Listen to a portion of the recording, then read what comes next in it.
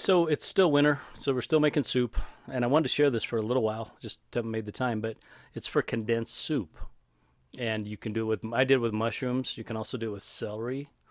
If you decide to do it with celery, cut back a little bit on the chicken broth. I'm gonna put all the ingredients in the description and how to make it. But this is basically all you need is what you're looking at. And once you get your mushrooms cut up, saute the butter, medium heat, and put them in there. It takes about 5 minutes.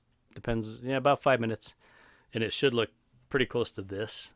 And then add your chicken broth and garlic powder and onion powder, and do it for flavor. I mean, they tell you how much to use, but do what you want, because you might like it one way or the other. And it's gonna simmer at medium heat for about 4 or 5 minutes. And what it does, it just builds some flavor.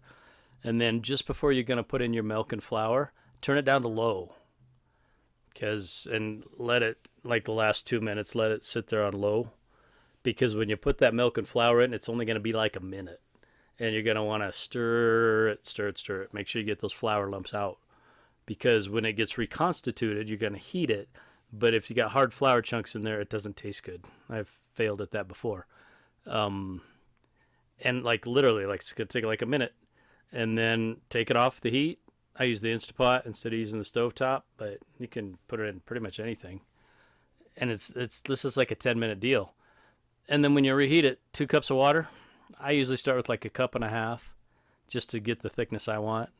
But make it how you like. It's worth doing.